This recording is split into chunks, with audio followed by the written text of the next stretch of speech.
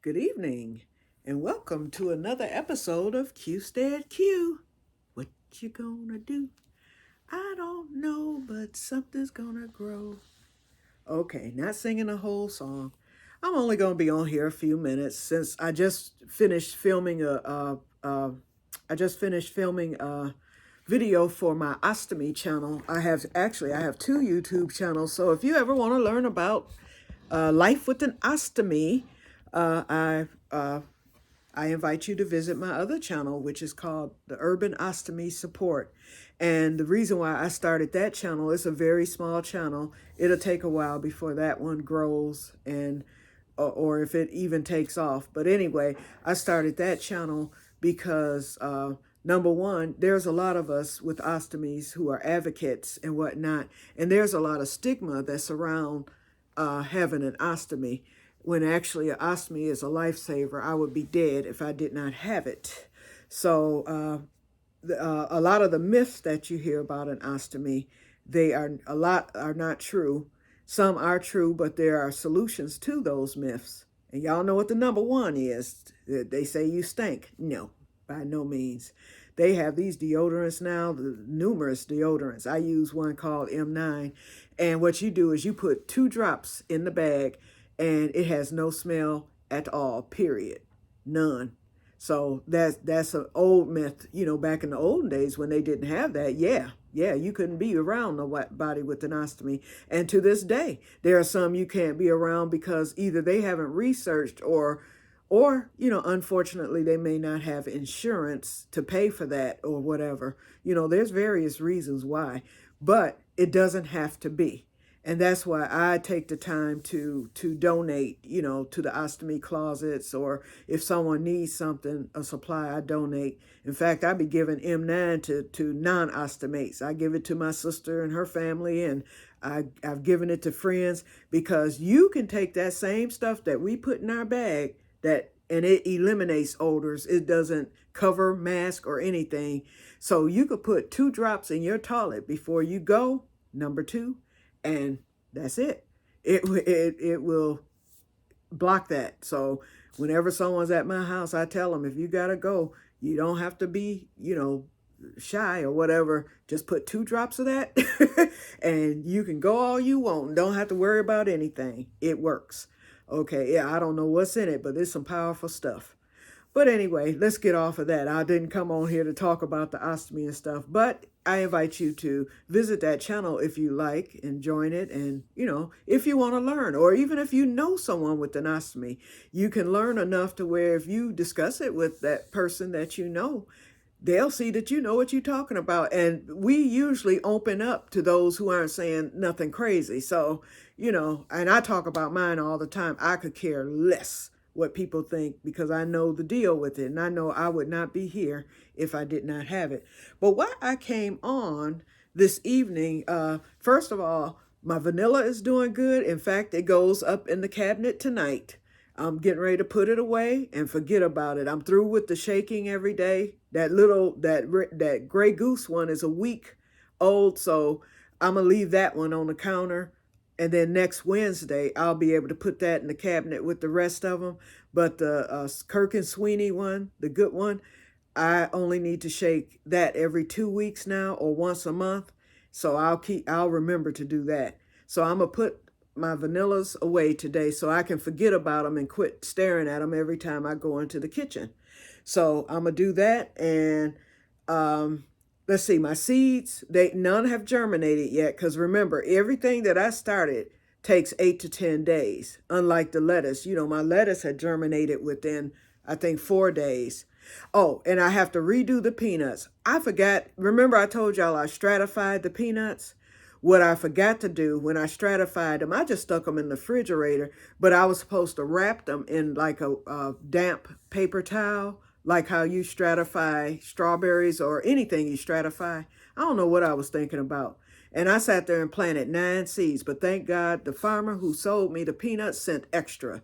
So I was able to, I had another, I think, 7 or 8 seeds. So I did them the right way. I got them in the fridge. And so I'm going to have to dig up the other peanuts and, abort that.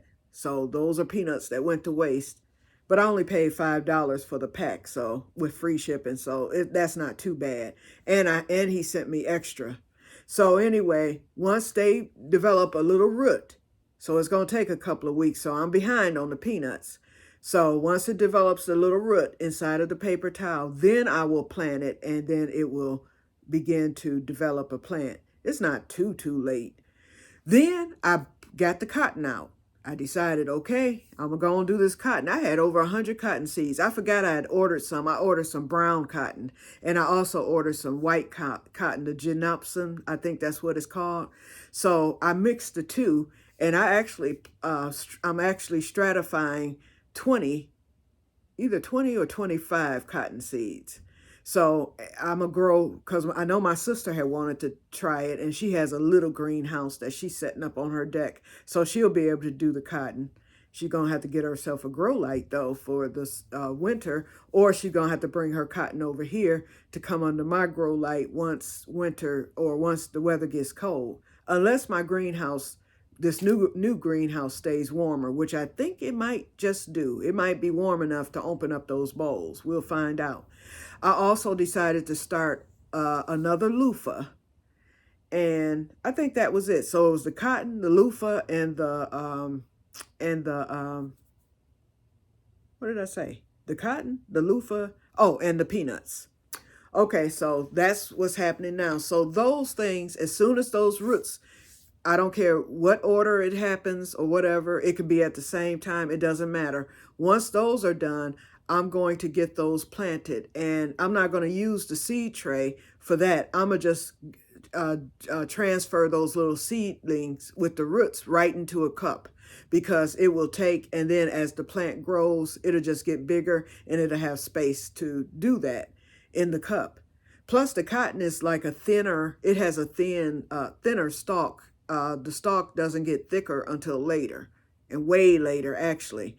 And then as far as the peanuts is a small plant, so it'll be okay. It never does, it'll get bushy as time goes on and it has more space, but it's a different type of plant too. And then what's the other one? Oh, the loofah. Now the loofah, it's a vining plant. So the loofah, it won't get big until I actually pot that outdoors later.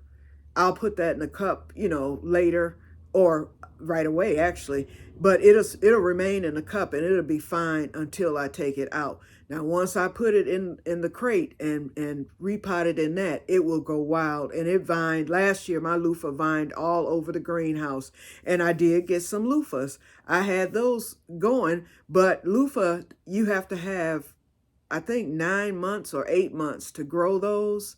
And I knew that it wasn't going to work, and I didn't know that plant was going to get as big as it did. And so hopefully this new greenhouse will be enough to where my loofahs will get big enough, because I had to abort that plant. There was no way I could bring it in to finish off that loofah last year, but it did very well. But it grew, the loofah, and the loofah was growing, but then it just started getting cold and the energy was lost. But I'm banking on, and I only did 2 seeds. That was it. I didn't do a lot like last year, but I'm banking on that this new greenhouse is bigger. It's going to be shored up. The plastic is going to be tucked under, so it's not going to have as much air coming through it. And I'm going to have to be very careful in the summer, because it's going to get a lot hotter than that other one. But because of how the new greenhouse is going to be situated, I think it's going to be warm enough in there once it starts getting cold outside, to where I can probably keep that temperature at about 75.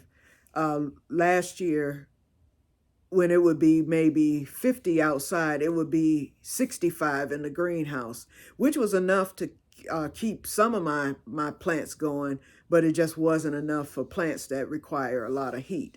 So if I can keep that temperature at 75 or 80 after September, when it starts getting cooler, then I'm home free. I can keep growing green beans, brassicas, my fall plants, all that in the fall. I'll do that up until it's too much snow to even walk across the yard.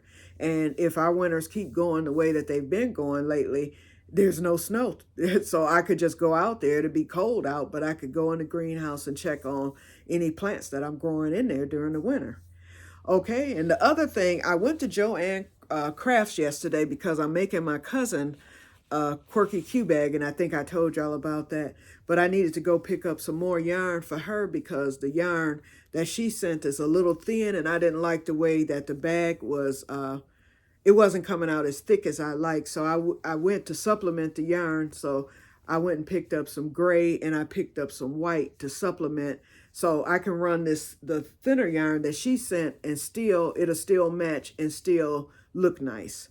And then I was looking for some lining to put a lining in for, and Joanne didn't have nothing. I'm so sick of them. So I told my sister I'm going to go to another craft store to get the material so that I can make her a lining because I want her bag to look nice. Okay, and then while I was there, I picked up some chunky yarn. As you can see, I have on my shawl. I have one just like it. Y'all may have seen it, that gray and tan one. I wanted a solid color one, so I made a pink one in that exact same pattern. And that pattern is on a website, Ophelia Talks. I mean, not a website, but a YouTube channel. And the pattern, she came up with it. It's called the reading shawl. And so what it is, it's a triangular shawl, but it's like a hexagon. It's a partial hexagon shape. And so it has the holes in it because of the pattern. And so it's warm and everything, but I don't like the holes. But I love the way that it drapes, and I love the way that it feels. So I bought some chunky yarn on yesterday, and so I decided to start another one. So this will be my third one. But I decided, although the holes are here, the holes will remain here, but when it comes time to start the other holes, I will not have them, so it's going to be solid. But in the back here, I will have these holes because you have to do, in order to get it to grow, you have to do 2 crochet stitches in the same hole. So it's going to give you that gap, but the rest of it is not going to be gapped. So it'll be warm. It'll be nice and warm because this will be the back area of the shawl and not the shoulders. And what I wanted to be warmer were the part for the arms. So this will work out good because your back, you can always lean back. You can keep that warm, but you can't keep your arms warm. And then, okay, and then I'm going to get off here. Oh, first of all, before I go to the next topic, before I get off, thank you, Diana. Diana, she just joined my channel, and welcome. And I also welcome, I think Tomato Vine Homestead joined, and I know that Renee joined. So thank all 3 of you. And I've joined your channels too, which you all know. So thank you so very much. Well, Diana, I'm thanking her too and welcoming her. But I'm really thanking her because when I did my video and it was talking about the grapevines, she told me that grapevines need magnesium and that an excellent source of magnesium for the grapevines is a little bit of Epsom salt. So guess what? Next week, I'll be going into the Eclipse money once again. But, Epsom salt is cheap. So I'm going to get some Epsom salt, and I'm going to immediately... Oh, I need to also get that 10-10-10 fertilizer too. I'm going to immediately, before those grapevines wake up, and they may wake up Monday because we're supposed to hit 70-something degrees again Monday, and JD and I are going fishing, so look for that video. Yeah, I'm going to shoot a video while we're there, so you'll see where we go and see how that'll be a 2-parter because it's an island, so we have to go across the ferry to get to the island. And then, I'll show you where we fish and how we catch them and all that stuff. And so that'll be a 2-parter, short videos. It's called Harson's Island. Michigan, we're the Great Lakes state. There's water everywhere, everywhere. I live by 3 lakes. I just don't fish the lakes over here because we have a plant, or we used to have a plant, and now it's a garbage facility. And, they use those, they used to dump coolant and stuff in those lakes. So the rumor is that, the fish, you may find yourself poisoned. We have so much water around here. I live within a half mile of 3 lakes, and then there's lakes everywhere. You can go anywhere and find a lake here in Michigan. We don't have creeks like in the South, which I would love. Well, we have some, but I've never seen a creek, but we have a lot of lakes around here. And so we go, the place that we go, we fish there in the spring and in the fall. That's how we stock our fish.